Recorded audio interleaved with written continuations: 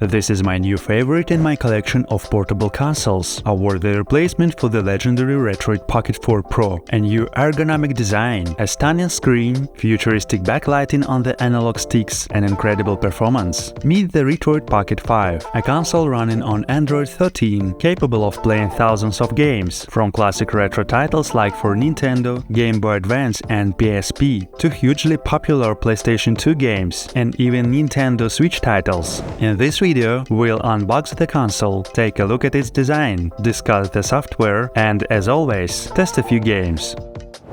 But first, let's check out the main specifications. Retroid Pocket 5 runs on the Snapdragon 865 processor and equipped with 8 cores. Graphics performance is handled by the Adreno 650 GPU. The console features 8GB of LPDDR4X RAM and 128GB of UFS 3.1 internal storage. That's more than enough for essential apps, emulators, and a small collection of games. Personally, I also use a 128GB Samsung microSD card. It has a stunning 5.5-inch AMOLED display. Like previous models, it's a touchscreen, making interface navigation easier. Additionally, it comes with a fairly large 5000 mAh battery. The device also features Bluetooth 5.1, Wi-Fi 6, and a USB Type-C port that supports DisplayPort for outputting video to a monitor or TV. As mentioned earlier, the Retroid Pocket 5 runs on Android 13. The console weighs just over 270 grams, but its dimensions make it truly pocket-friendly. You can easily carry it with you and start playing your favorite game anytime, anywhere. Another important aspect is that the Retroid Pocket 5 has active cooling. Inside, there is a small fan that can be adjusted via the settings panel. In automatic mode, it runs very quietly and doesn't distract from gameplay, improving performance in demanding games. By the way, I bought this console on AliExpress with free and fast shipping. If you want to make your purchase even more cost-effective, be sure to use a promo code at checkout for an additional discount. You'll find the link to the Retroid Pocket 5 in the description box. Now let's move on to the unboxing. The Retroid Pocket 5 arrived in this packaging. On top, there is a set of screen protectors. We'll get back to that later. Next, we have a black soft protective layer, and underneath it the console. I'll set it aside for now. Besides the console, inside the box, we find a quick start guide and a standard USB Type-A to USB Type-C charging cable. Let's check out the screen protector kit.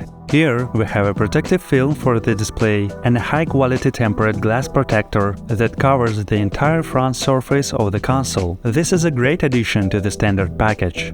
Now it's time to take a closer look at the console itself. Let's take it out of the package. As you can see, I bought the black version, but you can also order it in blue, white or gray. My first impressions are a bit mixed. I know this is an expensive and high-quality product. It feels great in hand, but I am not a big fan of the fact that the entire front surface is covered with glass. Maybe my opinion will change after turning it on. Here we see the Retroid Pocket 5 logo. Then we're greeted by the welcome screen. I press next. I select English as the primary language. Now I'll quickly set up the console and be back in a second.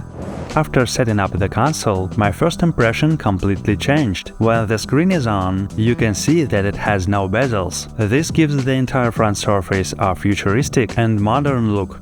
Moreover, the backlighting on the analog sticks is an amazing accent that I really like. The screen is very bright and the colors are rich. I love that. Another thing to note is that this AMOLED screen has a low pulse width modulation level. I am personally very sensitive to PWM flickering, which usually causes me eye strain and headaches. That's why I always approach AMOLED screens with caution. As you can see, the PWM level here is very low, and I haven't experienced any discomfort while using the console. This is a high-quality, top-tier display. And before we continue, please like and subscribe to the channel. And leave a comment. This helps me promote the channel. Also, you can click the bell icon, so you don't miss any new videos. Thank you for your attention. Let's continue. Now let's talk about the design. The back of the Retroid Pocket 5 has a very nice matte plastic finish. Around the grip area, the plastic is more textured, making it easier to hold. The console doesn't slip in the hands and feels secure. Rounded edges and the absence of sharp corners add to the comfort. On the front, there is a matte island where the buttons are located. They press easily and feel very soft. There is enough space between them to avoid accidental presses. I really like this button's design and placement. The D-pad is also placed on a separate matte island. This is one of my favorite D-pads. It has a nice click and diagonal directions register even when simply tilting. Holding two directions simultaneously also works flawlessly for diagonal directions. Moving on to the analog sticks. They have a pleasant texture, not quite rubber, but more like soft touch plastic. They are easily removable and replaceable.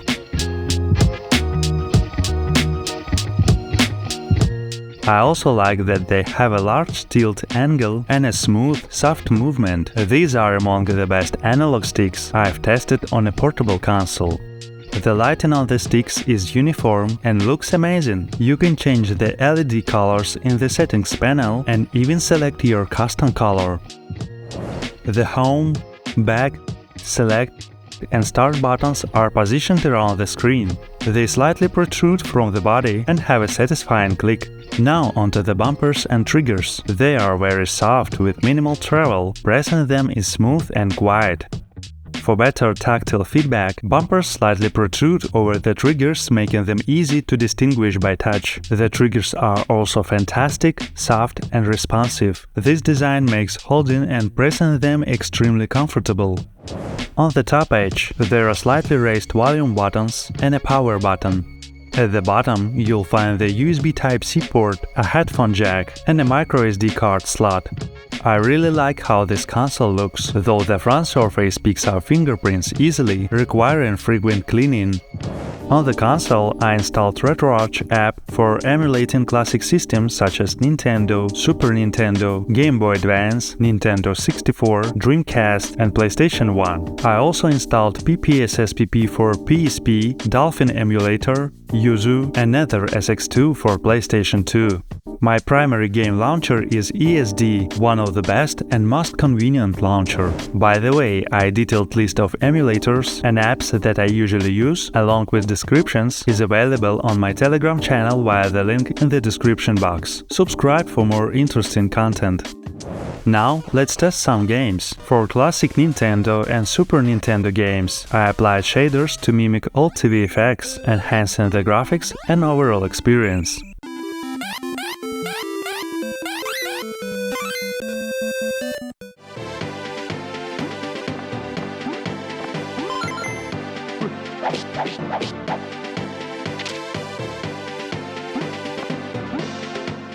For Game Boy Advance, I use a shader that simulates the console screen with a pixel grid effect for a more authentic look.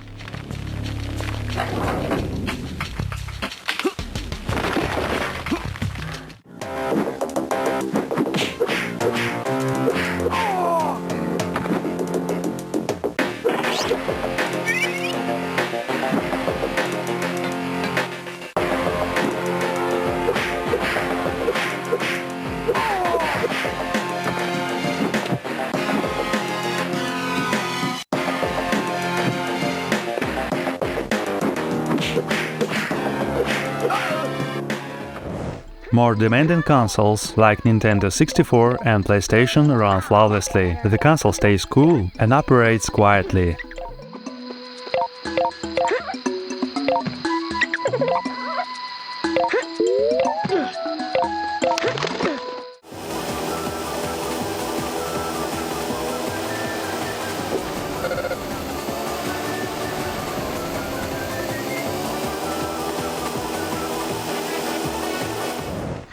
Now let's take a look at the console's performance in even more demanding PSP games.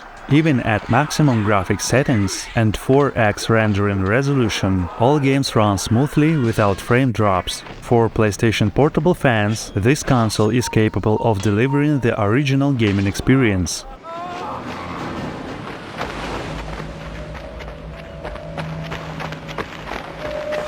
That scares me.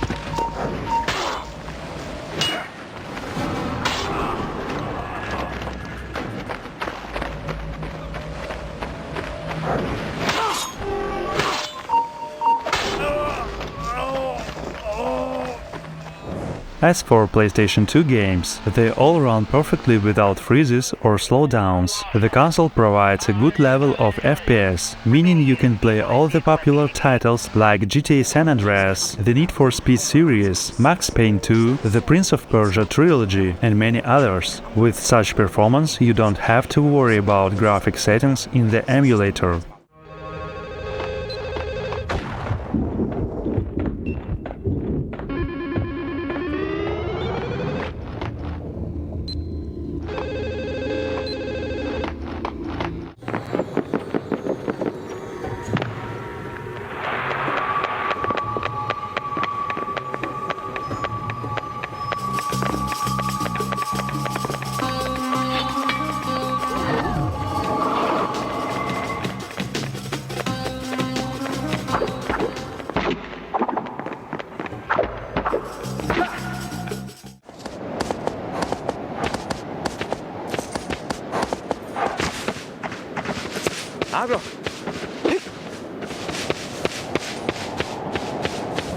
GameCube games also run excellently. You'll be able to play a variety of amazing games without losing image quality and enjoy gaming to the fullest.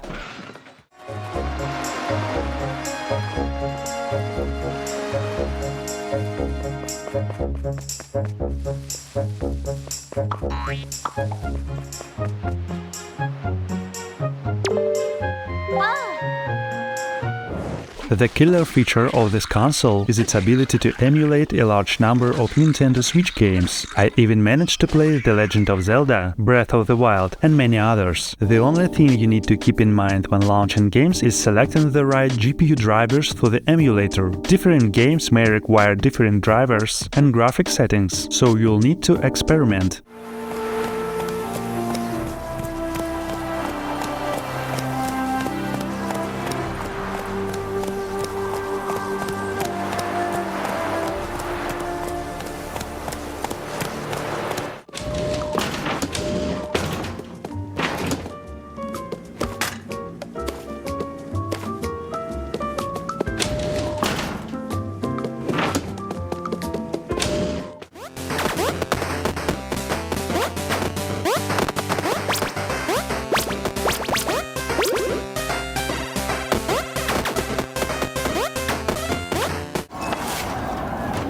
Be on your guard. It's the reservoir.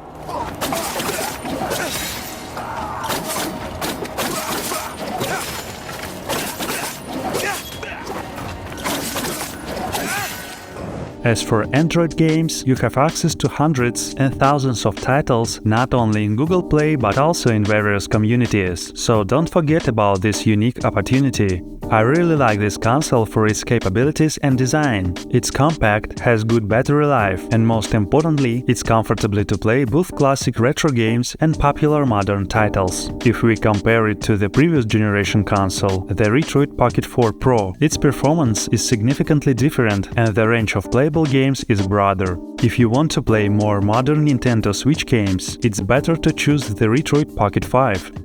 But if you're more interested in PSP, PlayStation 2, GameCube or Android games, I'd recommend saving some money and getting the Retroid Pocket 4 Pro. It's cheaper, but still very powerful.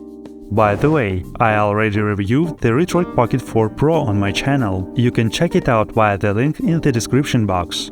Overall, the fifth version is a great update to the Retroid Pocket lineup. It features a better display, a great design, a more powerful processor, and very convenient control buttons and analog sticks. I highly recommend this console as your main portable gaming device. I remind you that you can buy this console on AliExpress with fast and free shipping via the link in the description box. I hope you enjoyed this video. Please like and subscribe to the channel. I wish you pleasant nostalgia and successful completion of your favorite games.